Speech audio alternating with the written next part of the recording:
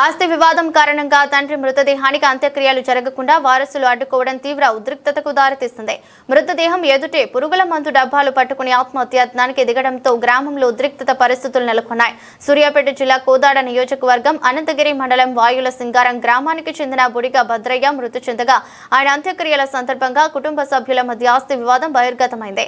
మొత్తం 45 కుటుంబాల భూమిని ముగ్గురు కుమారులకు సమానంగా పంచకుండా చిన్న కుమారుడి పేరునే రిజిస్ట్రేషన్ చేయించారని ఆరోపిస్తూ మిగిలిన 2 కుమారుల కుటుంబ సభ్యులు అంత్యక్రియలను అడ్డుకున్నారు. తమకు న్యాయం చేయాలని డిమాండ్ చేస్తూ మృతదేహం ముందే పురుగుల ముందు డబ్బాలు పట్టుకుని ఆత్మహత్యాయత్నానికి ప్రయత్నించారు. దీంతో అక్కడ ఒకసారిగా ఉద్రిక్తత పరిస్థితులు నెలకొన్నాయి. సమాచారం అందుకున్న పోలీసులు వెంటనే సంఘటనా స్థలానికి చేరుకుని ఇరు వర్గాలతో మాట్లాడి పరిస్థితిని అదుపులోకి తీసుకురావడానికి ప్రయత్నించారు. కుటుంబ సభ్యుల మధ్య రాజీ కుదిరేలా చర్చలు కొనసాగిస్తున్నారు. ఆస్తి పంపకాలపై తలెత్తిన కుటుంబ వివాదం చివరకు తండ్రి అంత్యక్రియలకి అడ్డంకిగా మారడం స్థానికంగా చర్చనీయాంశమైంది. పోలీసులు ఇరు వర్గాలతో చర్చలు జరుపుతూ పరిస్థితిని చక్కదిద్దే ప్రయత్నం చేస్తున్నారు.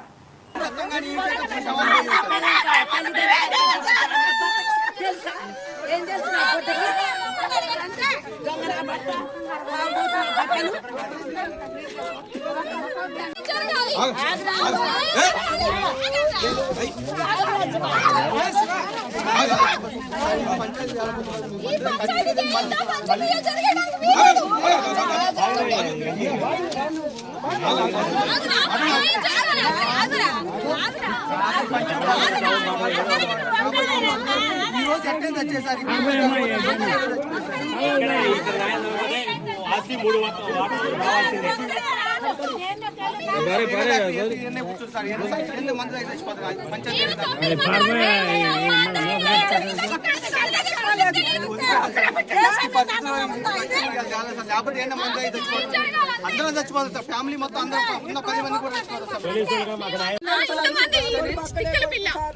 మేమేం తెలియని వాళ్ళం సారు. మాదంతా సొమ్ము 2 లక్షలు, సంవత్సరానికి 2 లక్షలు తిని కూడా మమ్మ అన్యాయం చేసేది సారు. మాకు న్యాయం చేయండి సారు. మేము అన్యాయం అయిపోయినాం సార్. ఇన్ని తిని కూడా మా మీద మన్ను బాపుతారు సారు. మాదంతా చేయించుకురు సారు. మీరేమవుతారమ్మా?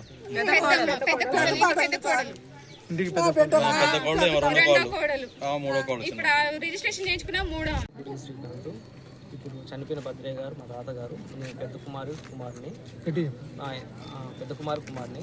అయితే మా తాతగారికి 45 కుంటల భూమి ఉందండి. మా తాతగారి షేక్ చందు, ఆయనకి నెలకు 10,000 రూపాయలు పింఛన్ వస్తుంది. ప్లస్ ఆయన కౌలు ఆయన తీసుకొని బతుకొని మా బాబాయ్ దగ్గర ఉంచితే మా చిన్న బాబాయి మాకు తెలియకుండా ఆయన కుమారుడి పేరు మీద అక్రమంగా దొంగతనంగా రిజిస్ట్రేషన్ చేయించుకొని మమ్మల్ని ఈరోజు ఇబ్బంది పెడుతుంది.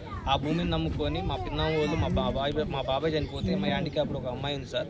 ఈ అమ్మాయి పరిస్థితి ఏంది? మేము ఒక 5 ఆడవాళ్ళు ఉన్నారు సార్ నాతో పాటు. వాళ్ళ పరిస్థితి ఏంది? మా నాన్న పరిస్థితి, మా నాన్న కూడా కూలి నాలు చేసుకుని బతుకున్నాం సార్. మాకు ఎటువంటి ఆస్తులు కూడా ఏం లేదు సార్. మాకు రేకులు ఇల్లు గుడిసె ఉంది సార్ మాది. ఇప్పుడున్న భూమిని ముగ్గురికి సమాన భాగాలు పంచి, ఇల్లును కూడా ముగ్గురు సమాన భాగాలు పంచి మాకు న్యాయం చేయగలరని ప్రార్థిస్తున్నాను. నడుస్తుందా? పెద్ద మనుషులు నడుస్తుంది, స్టేషన్ నడుస్తుంది. ఈరోజు కూర్చొని మాట్లాడాలని నిన్న మధ్యాహ్నం కల్లా చెప్పేసరికి సాయంత్రం కల్లా శవమై కూర్చున్నాడు. దీని మీద అనుమానాలు ఉన్నాయి. ఖచ్చితంగా వాళ్ళే చంపే ఉంటారని 100%.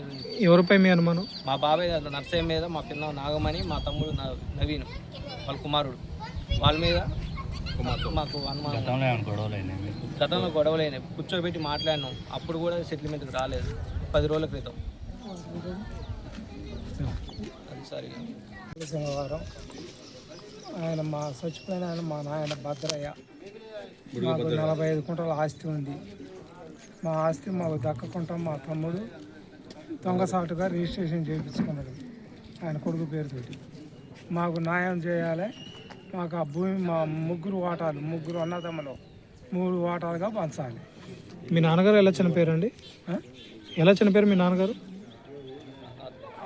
ఆయన చంపేశారు. ఎవరు చేశారని మీ మా తమ్ముడు స్టేషన్లో కంప్లైంట్ చేశారా? చేసిన. ఓకే. ఇప్పుడు మీ డిమాండ్ ఏందండి? మా డిమాండ్ మా భూమి మాకు 3 వాటాలుగా పంచాలి. మా నాన్న ఇల్లు 3 వాటాలు. మా నాన్న ఎందుకు చంపాడో చాలానే. అనంతగిరి మండలం ఈ మా పంచాయతీ వచ్చేసి బుడిగ భద్రయ్య. ఆయనకి 3 కొడుకుల్లో పెదనాన్న వాళ్ళు, మేము రెండో వాళ్ళము. చిన్నవాళ్ళు మాకు తెలియకుండా మా పేరు మీద మా తాతగారి భూమిని, మా ముత్తాత గారి భూమిని వాళ్ళ పేరు మీద రిజిస్ట్రేషన్ చేయించుకున్నారు. మా పర్మిషన్ లేక మాకు తెలియకుండా అక్రమంగా రిజిస్ట్రేషన్ ఎంత చేయించుకున్నారు. భూమి అండి? మొత్తం ఎంత భూమి? 45 గుంటలు. అయితే ఇప్పుడు ఏం జరిగిందండి? మాకు తెలియకుండా వాళ్ళు భూమిని రిజిస్ట్రేషన్ చేయించుకున్నారు. అందులో మా ముగ్గురికి వాటా ఉంది.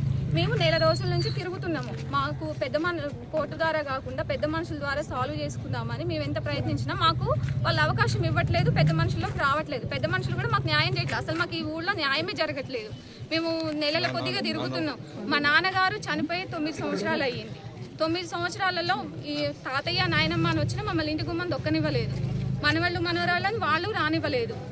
మాకు చాలా అన్యాయం జరిగిందండి. మా నాన్నగారి ఆస్తి కూడా తెచ్చుకొని తిన్నారు. అయినా సరే వాటికి సాక్ష్యాలు లేక మేము బయట పెట్టుకోలేదు. సరేలే పోనీ వదిలేసినాం. ఇప్పుడు ఈ భూమిని మాత్రం వదిలే ప్రసక్తి లేదు సార్. ముగ్గురికి సమానంగా వాటా ఇవ్వాల్సిందే. ఒక్కడు ఎలా తీసుకుంటాడు? ఈ రోజు ఇప్పుడు ఎవరు చనిపోయారండి? మా తాతగారు భద్రయ్య. ఎలా చనిపోయారండి? నిన్న పెద్ద మనుషుల్లో మాట్లాడదామని అన్నారు. ఉదయం చెప్పేసి మాకు ఫోన్లు చేశారు. అంటే ఈ పొలం పంచాయతీ గురించి మాట్లాడదాం. పొలం పంచాయతీ గురించి ఈ రోజు మధ్యాహ్నం మాట్లాడాలనుకున్నారు. నిన్న నైటే మా తాతయ్య చంపేశారు. ఆరోగ్య పరిస్థితి ఆరోగ్య పరిస్థితి పెద్దవాడు అయినా సరే గట్టిగానే ఉండేవాడు, తిరిగేవాడు, నలుగురితో మాట్లాడేవాడు. 10 రోజుల క్రితం కూడా కనిపించిండు, తిరిగిండు, ఇంట్లోనే ఉన్నాడు. కాకపోతే బయటికి వెళ్ళలేదు, ఇంట్లోనే ఉన్నాడు. ఈ రోజు పంచాయతీ ఉన్న లోపు ఈ రోజు పంచాయతీ ఉందని ఫోన్లు వచ్చినాయి. మేము వద్దాం అనుకునే లోపు నిన్న సాయంత్రమే చనిపోయింది అని ఫోన్ వచ్చింది. ఈ పంచాయతీ చచ్చిపోతారు. చచ్చిపోతారు.